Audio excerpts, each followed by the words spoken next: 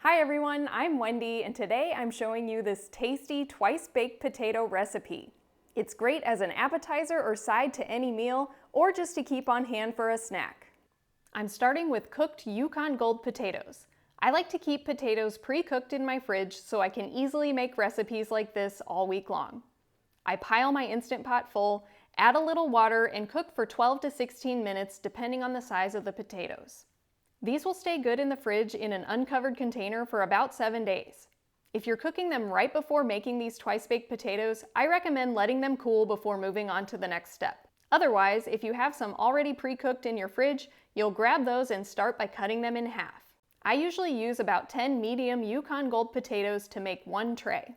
After slicing each potato in half, I'm using just a regular spoon to scoop out the center into a mixing bowl.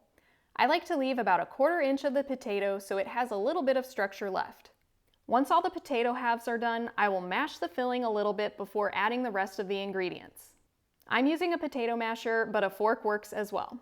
All the exact measurements will be linked below the video, but I'm adding garlic powder and onion powder, dried chives, a little bit of turmeric, mostly just for that bright yellow color, some black pepper to taste, and then for a slightly cheesy flavor, I'm using nutritional yeast.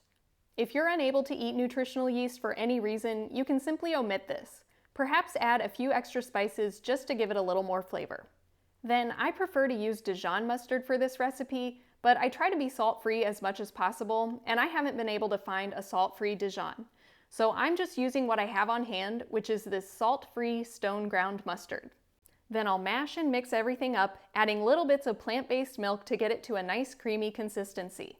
I'm using soy milk, but you can use whatever unsweetened milk you like. This is going to end up like a very thick mashed potato, but it won't be completely smooth. Feel free to adjust the amount of milk to get whatever consistency you prefer. Next, I'll simply fill each potato half, coming right up to the rim or just slightly mounded over the top to make sure I have plenty for all of my potatoes. And then if you have any leftovers, you can even them out at the end. Before putting these in the oven, I'm topping them with some breadcrumbs. I make my own breadcrumbs out of Ezekiel bread. I simply toast the bread, let it cool and dry out, and then blend it in a food processor or blender.